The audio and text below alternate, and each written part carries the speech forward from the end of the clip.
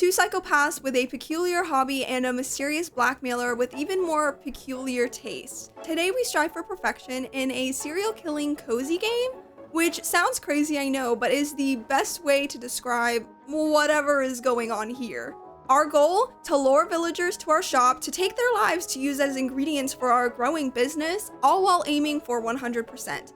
We need to complete 23 achievements, upgrade everything to max capacity, have the perfect day with no angry customers or mixed reviews, and lastly, max out our reputation points. All while trying not to lose our sanity along the way. You're lying! Please! You're lying!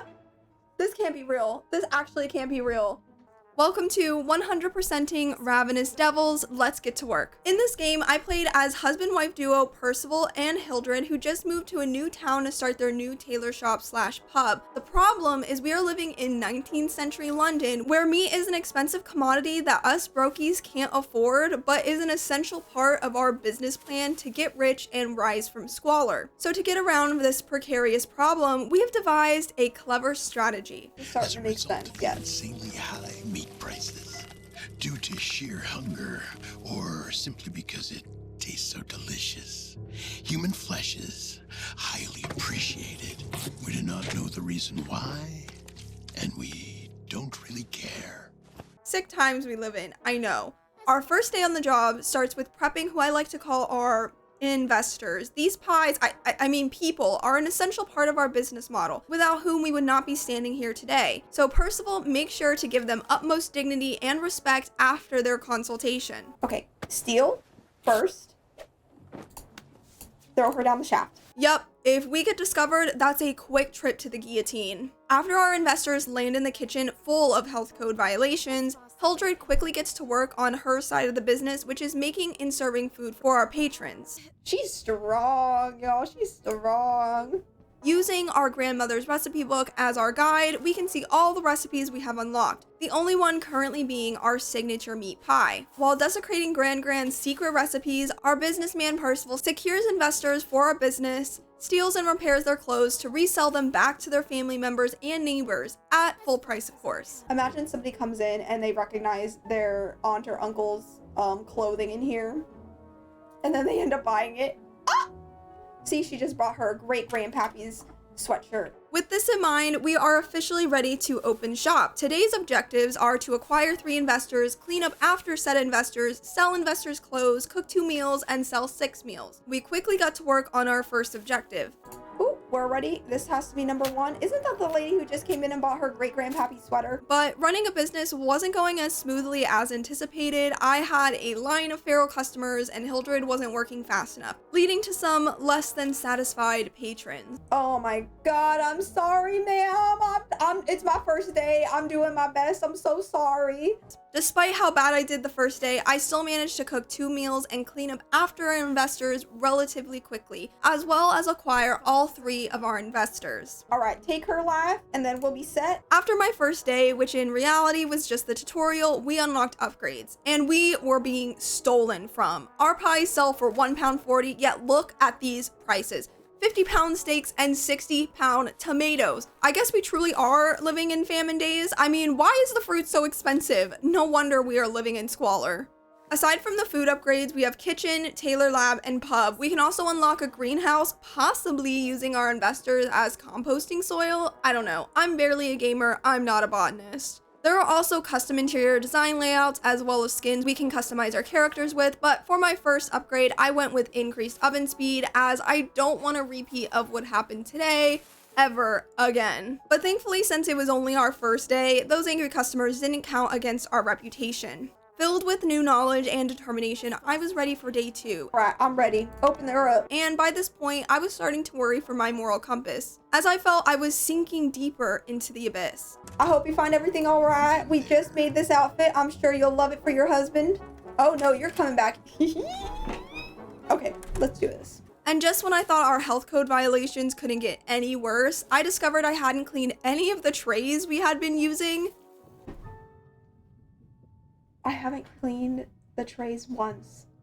I've been so serving food. Oh my God, we're gonna get a health code violation. My God. Disgusting. How no one has gotten dysentery yet is beyond me. Though despite this, Hildred was very optimistic about our prospects, believing if we upgraded our tools enough, we could gain exclusive clientele. Oh, we want to poison even the celebrities. I like it. Unfortunately, celebrity status was far out of reach as we only made 21 pounds and had a pretty high number of mixed orders with only 230 reputation points. With my earnings, I purchased increased sewing machine speed, so hopefully Percy won't be slow as molasses anymore, and I had my eyes set on getting another display case for the pub. Then right when I was about to start my third day, our business and next were on the line as we received a mysterious letter from someone claiming to know in depth about all of our numerous health code violations. The mysterious sender named Jay was excited we had brought our business to his town. I must admit that your arrival into this city has got me pretty excited. Cannibal, what did I tell you? He knows our secret, and if we don't meet his demands, a health inspector will be the least of our worries. He confirmed my suspicions about being a cannibal and said there were specific victims he would like to savor, if you will. I've been eating human flesh for a long.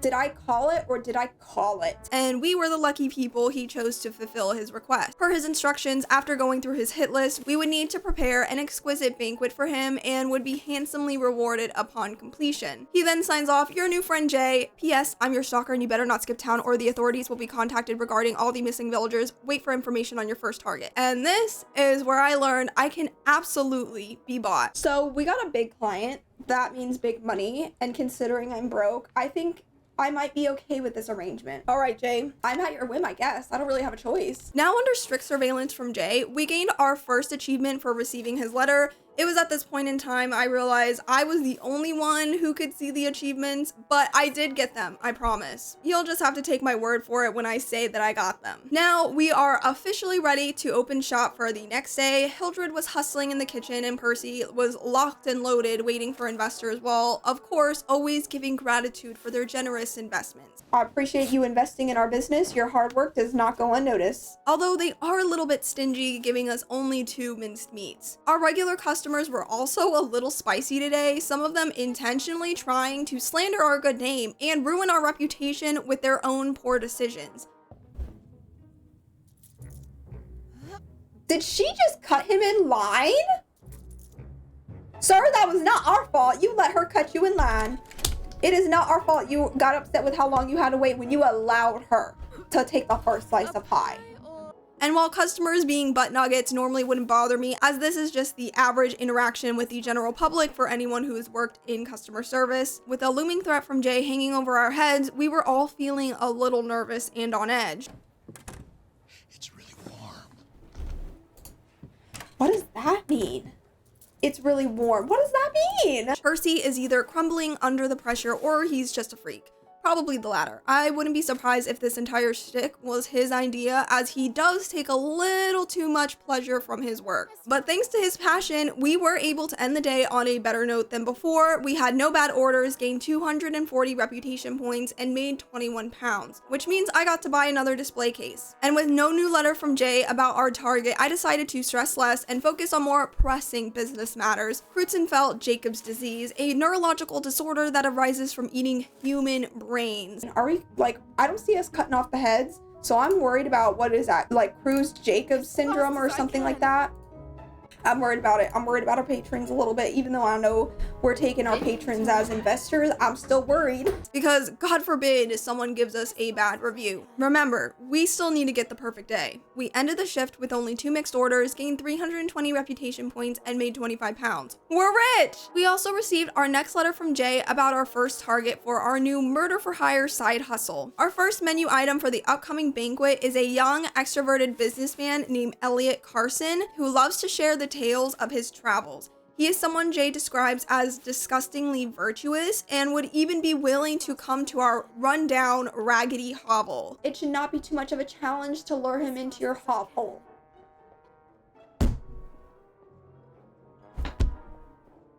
Jay, was it or was it not you who needs us? Who needs our business? Who needs our product from our investors? Was it not you that reached out to us, Jay?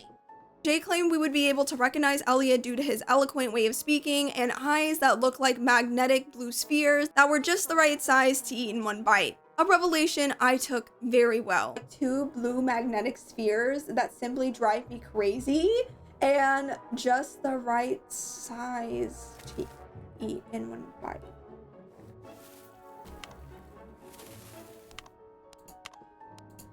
Armed with this information, I was ready to do some scouting on our 4th day for Mr. Elliot Carson while still trying to achieve the perfect day. Ma'am, their shirt has been here for a fat minute. Watch that lady be the one that gives me that mixed review after I said I was about to have the perfect. Thankfully, before I could stew in my very negative thoughts about potentially not reaching our goal, guess who took the liberty to show up after closing time? Like the audacity of some people. He also brought along a guest very common for nobility in the 1800s. Well, I did say this was back in the 1800s. Is that? An assistant, of course. It's impossible to get anything done without one of those. Elliot tells us our shop has garnered quite the reputation due to our exquisite high-end fashion, and his friend vouched for us saying we do good work and it would be well worth his while to come in for a visit. Elliot requested we fit him for a suit he can use for an upcoming hunting tournament, and after this very uncomfortable exchange with the man Jay claimed to be disgustingly virtuous, Elliot says he will be back next time for his official fitting. This trip was just to stake out our humble shack. With our work cut out for us, it seems like it would be smooth sailing from here on out, especially since I should have gotten the perfect day. I knew it! That one lady who came in and she pissed herself off. She got her own panties in a twist because she decided she wanted to gander around the store for a while after I had put out that new clothing item, and then she got mad at us. We were this close to having a perfect day if it wasn't for her. To reward me for my serenity, I think you all should like and subscribe. But even with this minor setback, we still gained 310 reputation points and 24 pounds, which we used to buy steaks, gaining us a new recipe and unlocking a new way to prepare our investors.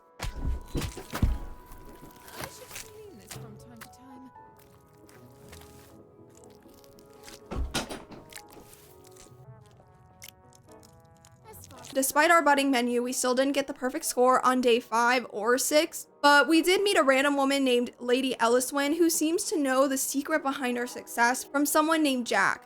Coincidence? I think not. And she had a very peculiar request. She said she was dying and wanted us to make her a blue dress for her own funeral, all while alluding to the fact she would like it if we were the ones to end her life, because she couldn't bear to do it herself and wanted to die without suffering. And just as I was convincing her not to have an open casket, given how we like to prepare our investors, girl, you better be having a closed casket then. We got 2 options because we only got 2 recipes and neither of them allow for an open casket. Cremation might actually be a better option. We could do a light blue urn. Hildred frantically came in and interrupted our appointment, practically begging me to come downstairs, saying to just reschedule with Lady Elliswin. Though I did protest that arrangement. Maybe it was a mistake coming here. I'm so sorry. Girl, no, I can do it. All right. I got no qualms about helping you. All right. I just, give me 15 minutes. I'll be right back. After our potential investor left, I went to see what was so important, and Hildred was right to interrupt my work because what I stumbled into was a complete war zone. Hildred subjected me to a pop quiz, but not just any quiz. She asked me one of the top 3 questions every man hates to hear. Do you notice it? Of course, every wife asks her husband this. This is one of top 3 questions every man hates to hear. Do you notice anything different about me? No. And the answer, top 3 answers every woman hates to hear. After unsuccessfully navigating this minefield, she gave up and told me about the mediocre decor she put up, like we don't have a multitude of other concerns. But as a good husband, I acknowledged her efforts and went back to work ready to start my next shift. Okay. I'm sorry, I didn't realize I was interrupting. But you know what? That was sweet. That was sweet, Percy. He's got away with his wife. I can see why she married him. And while I was prepping, I really got to appreciate the game for what it is. I mean, is it morbid? Yes, incredibly. Honestly, I can't believe someone's brain thought of these animations, but it's not too bad. I mean, it could be worse. At least we aren't feeding people their relatives like I was joking about earlier. Now that would be bad. And the devs would never do something like, well, hello there, tiny human. Can I help you? Your parents. We killed them, didn't we? Apparently, his mom was supposed to come to our shop to get her coat patch, but she never returned. Of course, I assured him we never saw her, and after some A1 gaslighting, I dispelled his suspicions about us knowing her whereabouts and assured him he would probably reunite with her soon. But wait, his missing mother wasn't the only thing on his mind. Nay. After all, he is a growing boy, so he asks if we had any extra helpings from our restaurant. Which luckily for him, we do. We managed to kill 2 innocents in 1 pie, and not only could we quench this young boy's hunger, but we were also able to reunite him with his mom. Don't you just love a happy ending? No! No! Are we gonna feed him his mother? Are we seriously gonna feed him his mother? Oh my god, no! After having the best sleep of my life, reuniting mother and child, I was ready to start the day fresh, just like our ingredients. And I felt in my bones today was going to be a great day. And it was. Day 7, we got the perfect shift and some backstory. According to our blackmailer, he was able to find us due to Hildred and Percy operating a similar shop in another town that closed because our jealous competitors quite literally ratted us out to the health department saying we were selling rat meat. Like, how dare they? We are a reputable shop and would never do such a thing. And just as the walls were closing in to assure our secrets wouldn't get out, we set our last business on fire and faked our death. All the authorities found were 2 corpses burned to a crisp, completely unrecognizable, wearing the shop owner's clothes. And since it's the 1800s and forensic technology was abysmal back then, no one was the wiser. And while even Jay almost fell for our elaborate scheme, he eventually put 2 and 2 together once we opened another shop. As it surely couldn't be coincidence, villagers from both towns were going missing. As I observed you, I was not surprised to notice that not all of the customers who entered your shop also left. The only smart person in town who's put 2 and 2 together, I guess. With the knowledge we weren't as careful as we thought with our last operation and wondering who else could possibly know our secret, we continued with our quest and unlocked the greenhouse by purchasing tomatoes. Now we could start growing our garden using our investors as composting soil, which gave us our Green Thumb achievement. With the greenhouse now unlocked, I had a peekaroonie at the next room we could open and also discovered Hildred and Percy were time travelers, as that is the only explanation as to why they were keeping a certain German dictator from the 1940s as a specimen. Is this what? Ugh. Oh my god, what is that? Dude kind of looks like a certain, German dictator from like the 1940s, if you know what I mean, especially from this angle. Kind of looks like that mustache, that infamous mustache. Elliot also decided to come in again, this time leaving his assistant waiting outside during his consultation, giving us the perfect conditions to strike. But before we could tick the first box off our hit list, we decided to try and get some insider information from him about the real identity of Jay. Percy asked if he had any enemies that would want him dead, but we unfortunately came up empty-handed in our questioning, as Mr. Carson is more beloved than the Pope himself. He also really tested our patience. Virtuous man, my ass. After dealing with the first menu item for our upcoming banquet, since we couldn't use him for normal business operations, we decided to put him in the coldest room for preservation, which was exciting because now we had access to 100% of the house, but also simultaneously horrifying. Oh! Ooh! And I think I know whose fault it is we got discovered at our last establishment, because who in their right mind would create a menagerie of specimens in front of the biggest window I have ever seen? Bro, we have neighbors! We have a giant skylight and neighbors! They're gonna... After cleaning up the crime scene, like our cooking, we were upping our gaslighting skills. So we were able to cleverly avoid detection from Elliot's assistant, who was now out of a job and asking if we were hiring since Mr. Elliot was all he had after being bought from the black market. And we didn't turn him down? Hildred is 100% the brains behind this operation. First, the specimens in plain view and now a liability to our operation? Hilly would never. After this interaction, we completed the achievement for taking Elliot's measurements and I was now ready for my next target. Our next few shifts, I got to work using our new unlocked recipes to generate more money, allowing us to unlock stolen clothes, giving us an additional item of clothing per investor. We bought another mannequin, a display, unlocked more recipes, buying potatoes, eggs, and onions, and also unlocked magic powers to tend to our investors in the metaphysical. Percy then found some mysterious seeds in the pocket of one of our clients that required like 20 bags of fertilizer before it sprouted this abomination with the most twisted sense of humor. Give a man a mat. What? It can talk?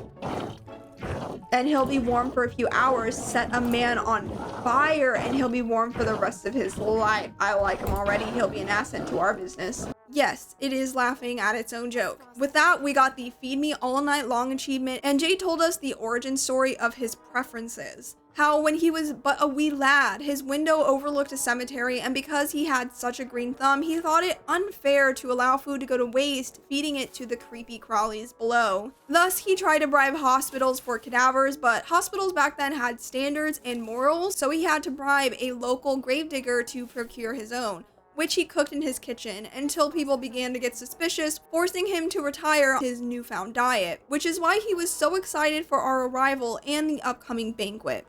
Fear not, Jay, I put my all into everything that I do. This banquet will be unlike anything you have ever experienced before. That is a guarantee. I put that on our... What was our last names? The Rhodes. I put that on our Rhode family name. To fulfill Jay's request, we continued our work, and at the end of our 13th day, we were able to buy some decor to increase customer patience and our first table, which ended up being the start of our downfall, as it was just another task I needed to fulfill for the greediest, most impatient, worst tippers I've ever seen in my life. It was giving me PTSD from my serving days. Y'all, I was stressed. Oh, he's leaving. He's done. He's over with. We've gotten so many bad orders. It's not even funny. And I'm about to get another one. My first ever table, and they're gonna do a walkout. It's over. Our last client did a walkout. They left because of our awful customer service. Yeah, this is embarrassing. And if this wasn't stressing me out enough, we received the next target for the banquet, a man named Gilbert Weston, who was an old friend of Jay and was like the brother he never had. Jay believes only after consuming his friend can they truly become one, which would be sweet if the circumstances weren't so creepy. In that moment, will we become one? Ooh, he sounds more like he's in love with him. And it's giving obsessive. And it didn't take long for us to hear him coming, as he decided to stop by via recommendation from Jay. He wanted us to turn his cat into food for his dog, as he bought it to catch mice, and the blasted thing wasn't doing its job. And while you may call us crazy, inhumane, and without conscience, we draw the line at animal cruelty. So Hildred lies to Gilbert saying the cat looks ill and we would be happy to dispose of it for him as to not infect his dog with bad meat. So now we have a cat cafe. Welcome aboard our #1 employee. Isn't he handsome? It also became clear Gilbert was a bad cat dad, as our new employee would bring us some fat rats if we gave him attention, which we graciously used for some rat kebabs. Delicious. Maybe our previous competitors weren't jealous of our success after all. We hit the friendly paw achievement after buying our cat a chair, and with all the money our new employee was bringing in, we were able to buy increased speed for the composter, a steak table to increase steak production, which led to the slaughterhouse achievement for making 20 steaks, and we bought another display to entice our next victim, Gilbert. We also received the I'm sorry, no bikini here achievement, buying a new outfit, which definitely looked better on the mannequin than on me. It's alright. I look like a milkmaid. At the end of our 20th shift, I unlocked the anyone else achievement by taking 50 investors, and we bought a gin barrel to get our patrons drunk in hope they wouldn't leave any bad reviews. Our first guest to try our new menu item was none other than Lady Elliswin. We became her therapist for about 10 minutes while she asked our thoughts on death and the afterlife, saying she was scared to know what lies on the other side. And since Hilly has the emotional IQ of a rock, Lady Elliswin found our answers less than satisfactory. After she left, I began prepping for the next day, bought some sausages, and achieved gourmet chef, unlocking all of Grandma's recipes. The little boy named Peter, who he fed his mom earlier, came in again saying he had come to terms with his mom's disappearance, then started to see us as a maternal figure, especially after we served him an entire bottle of gin. Who said you're not allowed to drink away your sorrows? Not Hilly. It was different times back then. It was different times. We also broke 100 pounds and hired Elliot's ex-assistant Joshua as our waiter, unlocking our 10th achievement. Shh, he doesn't know. On day 23, Gilbert also struggled to come back to our shop for his fitting with Percival, but the good news, our stairs did all the heavy lifting in more ways than one, by inducing a heart attack. Oh, is he gonna have a heart attack? We don't even have to deal with him. He's just gonna have a heart attack and fall down the stairs.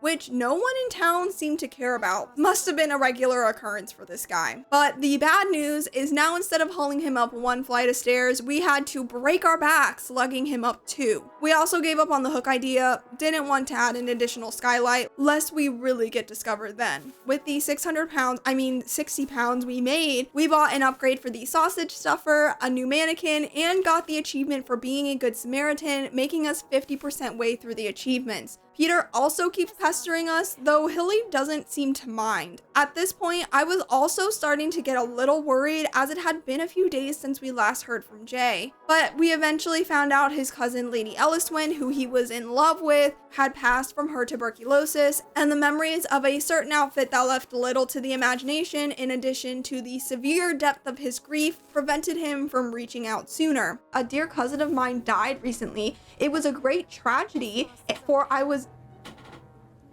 madly in love with her.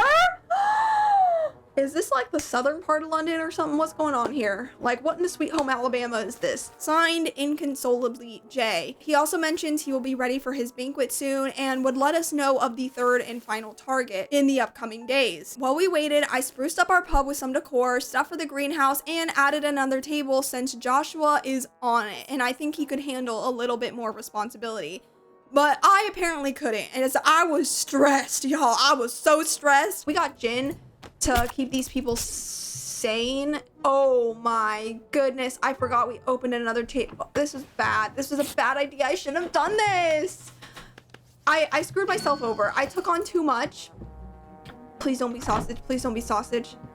Please don't be sausage. But I still managed to knock out 2 more achievements for making 20 sausages and 20 minced meat. After giving some bad customer service, we got the information for the final target from Jay, a woman named Yvonne LaRoche who sells cosmetics with harsh chemicals to cut corners and make large profits. She was the easiest to take out and most enjoyable because if you looked up the definition of Karen, she would be the poster child. She was so rude and condescending, even Percy wasn't having none of her attitude. Can I please take your measurements? Yes, but make it quick. Yes, step into my back room over here and we will get this all figured out, ma'am. You will not be angry any longer. In fact, you will never feel anger and dissatisfaction ever again. All right, Yvonne. Let's quickly get this over with. Let me think. Do you like red? Sorry. Percy! And while I would have liked to celebrate completing our hit list, Yvonne reminded us of a crucial fact. She was a well-known socialite and people would come looking for her if she went missing. So before authorities became aware of the situation, our plan was to quickly prepare the banquet for Jay, where we would collect our reward, then kill him before skipping town again to start over somewhere new. All we had to do was wait. Killing Yvonne gave us the faulty woman achievement, and we eventually got the final letter from the elusive Mr. J saying he was coming by that night for his elaborate banquet and would give us our reward after his meal. Which was quite rude. I would have liked more advance notice, especially with so much to do during the shift if we wanted to complete all of our achievements. Thankfully, before the day started, I received the House of Horrors and Men Devouring Men achievements, leaving only 5 achievements remaining. Unfortunately, I did not get those, and before I knew it, Jay arrived. And holy, we outdid ourselves. Gilbert was the main dish, served with some salt and pepper. Yvonne was soup, since she was skin and bones, and we turned Elliot into dessert by caramelizing those eyes Jay found to be so mesmerizing. At the end of our meal, Jay gave us the promised generous reward of becoming his personal chefs in exchange for his protection. And although tempting, since we would become untouchable, we didn't want to be under anyone's thumb for the rest of our lives, which meant it was time to enact our plan to kill Jay and go on the run penniless. But Jay was smart and came ready for the possibility of us turning him down. Surely that would have made us untouchable, but also his slaves. We understood that he wasn't prepared to take no for an answer. We are no longer willing to play his games. Take him out first. Take him. The only thing that he will taste now are my scissors. Watch out! He did have a weapon. He did. It is unclear whether or not Percy and Hildred survived, but maybe that's the outcome they wanted, to disappear into the night. This concluded the main story where we achieved who was the real devil in the end, but this is a 100% challenge and I still have 4 achievements to go, which shouldn't be too difficult to complete. Before the start of the day, I annoyed our creation abomination and completed evergreen jokes. Then soon after, stocked shop once the day officially started, by stocking everything in the pub and tailor shop to full capacity. Which was perfect because to get the A Boring Day achievement, I couldn't take any investors, which Percy took especially hard. While I was running the business into the ground, I made the sign outside go wee 10 times and unlocked the Oink achievement, leaving only one left, Mum. That's right, after taking the life of Peter's mom, we now needed to replace her maternal energy. Turns out all that pestering from Peter served a purpose. So we read him a scary bedtime story, then bribed him with 100 buckaroonies to leave and never return, which after feeding him his mom, of course he trusts and listened to us. Why wouldn't he? After saying goodbye to Peter, our good karma, and of course all of our money, we also managed to have the worst day in the shop's history, which I think is the perfect way to end a 100% video on this very morbid game. As always, thank y'all so much for watching. If you enjoyed this game, check out some of my other 100% videos that the algorithm thinks you may enjoy.